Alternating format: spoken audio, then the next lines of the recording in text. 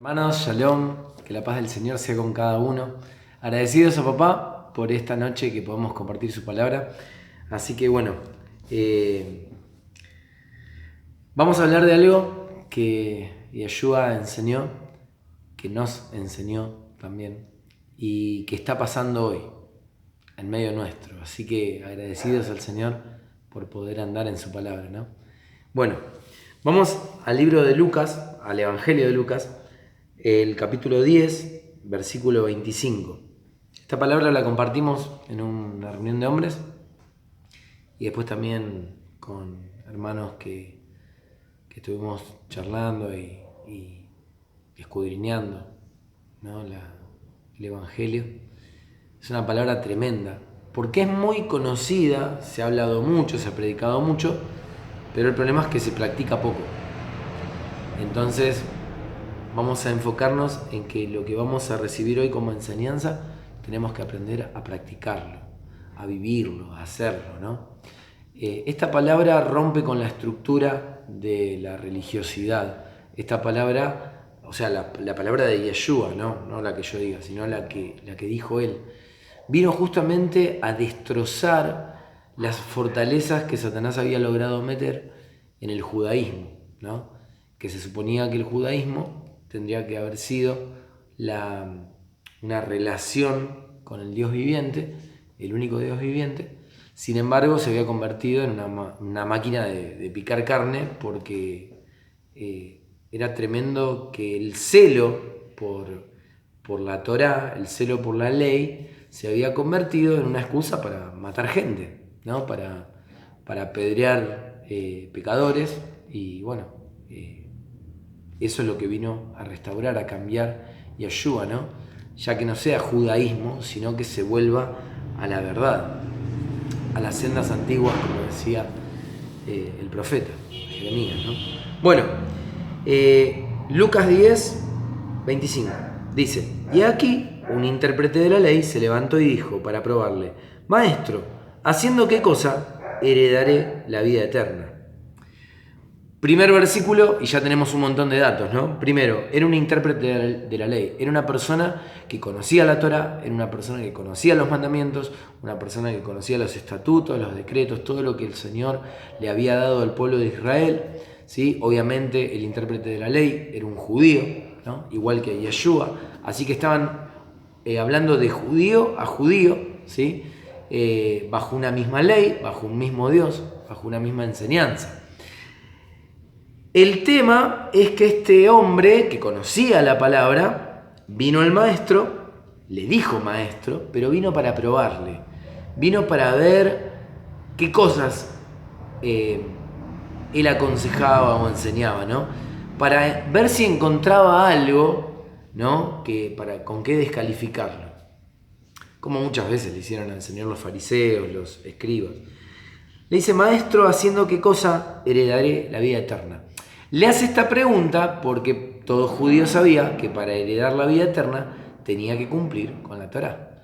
La idea era encontrar en Yeshua algo, alguna palabra, algún dicho, algún consejo que él diga que vaya en contra de la Torá. Era imposible. ¿Por qué digo que era imposible que un consejo de Yeshua vaya contra la Torá? Porque Yeshua es la Torá y los profetas viviendo. O sea, cuando Juan dice que el verbo se hizo carne, quiere decir que la palabra de Dios se hizo hombre, se hizo carne. Yeshua, como hombre, delante del intérprete de la ley, era la Torá y los profetas en carne. Así que era imposible que un consejo de Yeshua se confronte con la Torá, porque Yeshua es la Torá cumplida. Amén. Así que bueno, teniendo en cuenta esto, vemos que el intérprete de la ley no se encuentra en una buena situación al hacer esta pregunta. ¿Haciendo qué cosa heredaré la vida eterna? Y Yeshua, que sabía lo que él venía a hacer, le dijo: ¿qué está escrito en la ley?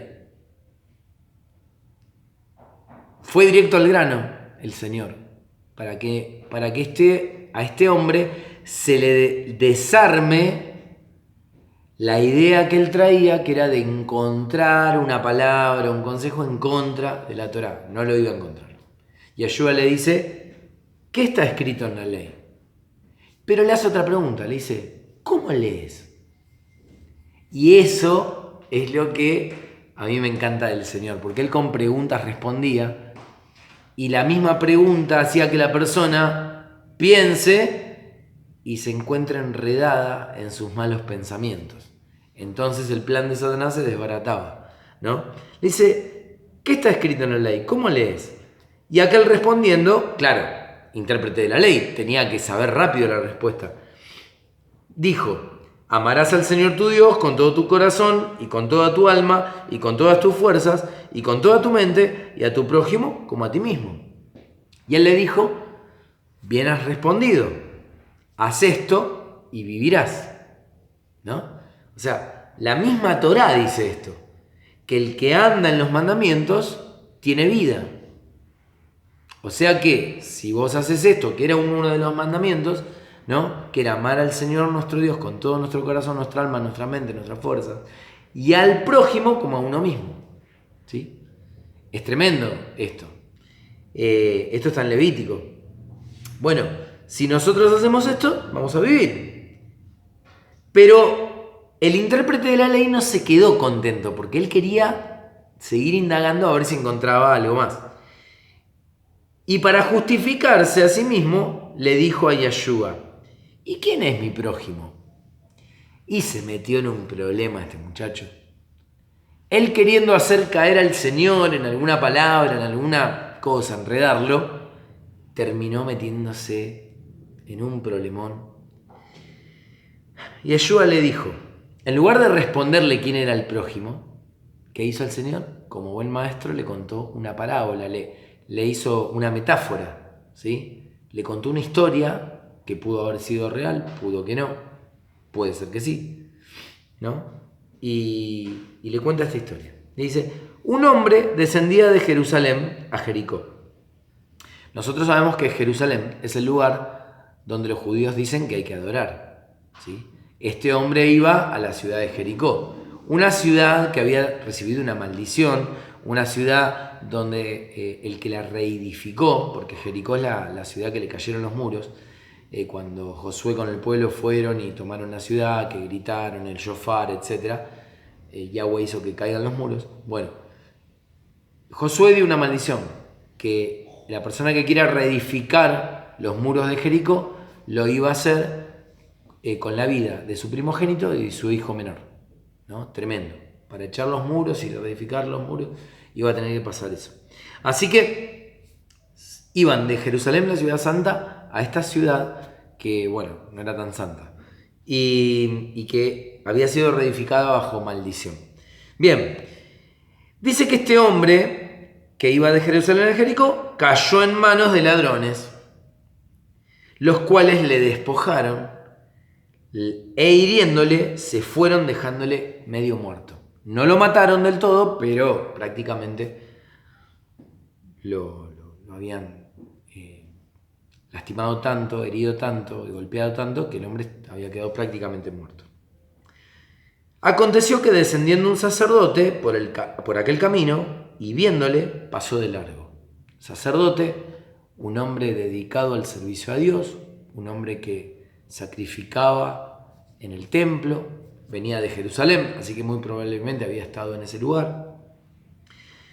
Un hombre que conocía la Torá, un hombre que sabía la ley de Dios, un hombre que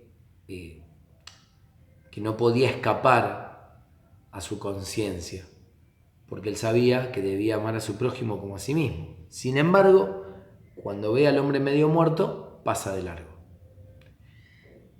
Dice después, asimismo un levita, llegando cerca de aquel lugar y viéndole, pasó de largo. Un levita, levita viene de Leví, ¿sí? O sea, un levita era un descendiente de Leví, que es uno de los hijos de Jacob, ¿sí?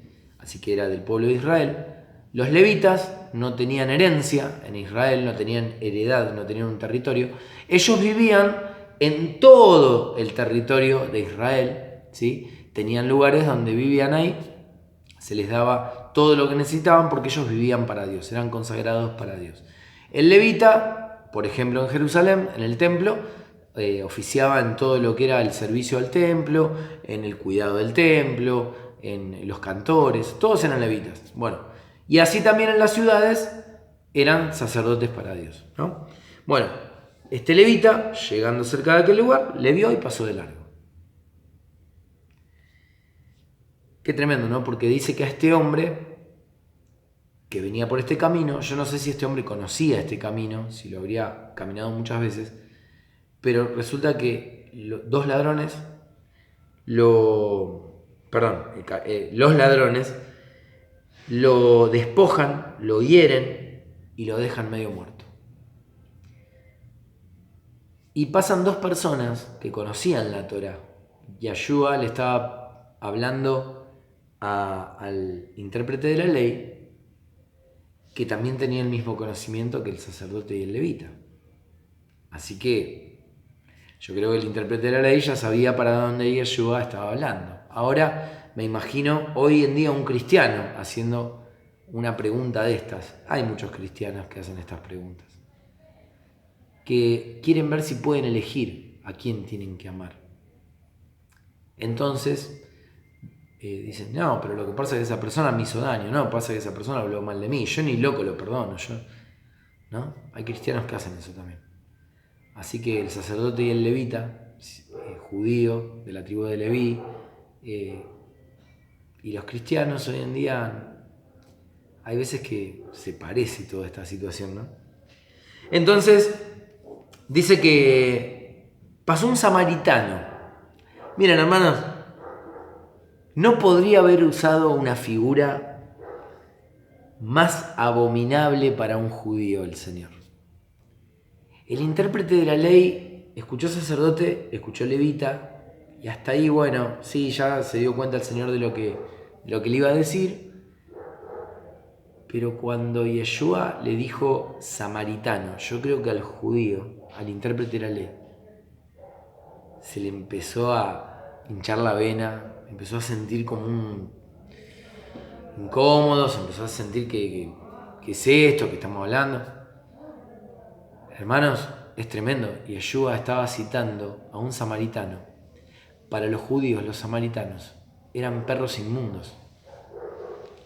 Sin embargo, Yeshua lo pone como el ejemplo de lo que hay que hacer. Dice, pero, o sea, todo lo contrario, un samaritano que iba de camino vino cerca de él y viéndole fue movido a misericordia. Qué cosa tremenda esto. Porque para un judío, para el intérprete de la ley, no había cosa más abominable que un gentil, que un samaritano.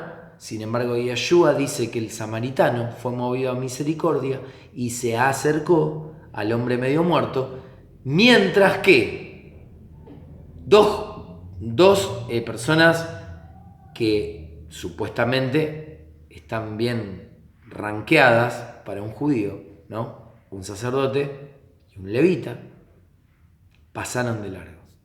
Qué tremendo esto, ¿no?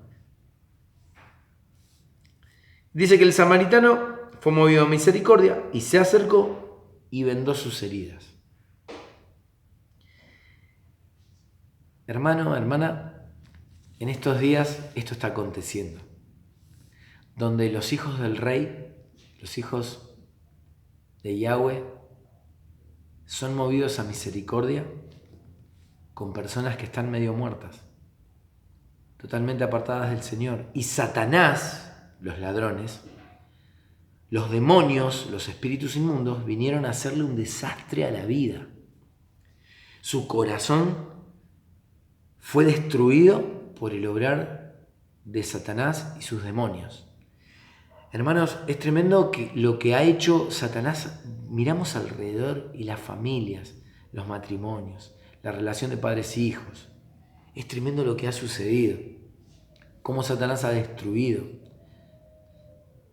Pero este samaritano fue movido a misericordia y se acercó a una persona despojada, herida, golpeada y medio muerta. Mirá a tu alrededor. Y está lleno, y a veces hasta dentro de nuestras casas. Está lleno de personas medio muertas. Y este samaritano dice que se acercó y le vendó las heridas con misericordia. Y el Señor me mostró algo. ¿Qué es este vendar las heridas a la persona que está medio muerta? Lo primero que hay que hacer es frenar el sangrado. De la herida sale sangre. Y si la persona está medio muerta y le sigue saliendo sangre, se va a morir. Entonces lo primero que hay que hacer es vendar la herida. Entonces, en ese momento se produce una metáfora, ¿no? Lo que vos haces con la persona cuando parás el accionar del espíritu de muerte.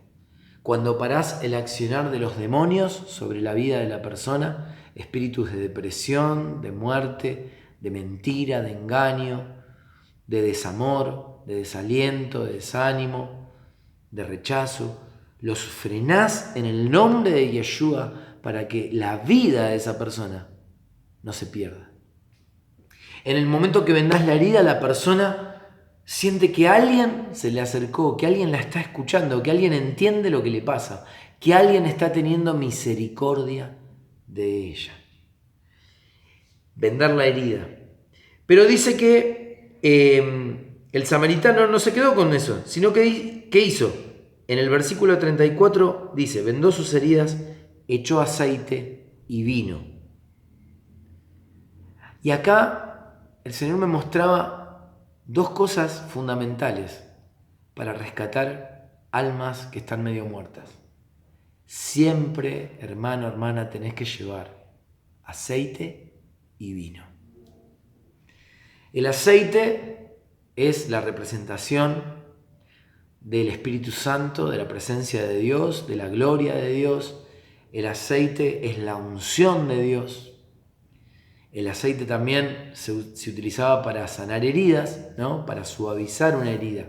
Pero el Señor me reveló algo muy lindo, muy hermoso para pensar y meditar y ver lo que Dios hace cuando vos declarás el gobierno del Espíritu Santo. Cuando estás hablándole a una persona el Evangelio, la gracia, la misericordia de Dios que lo va a rescatar. El aceite, supongamos una herida, ¿no? Mira, yo tengo justo una herida.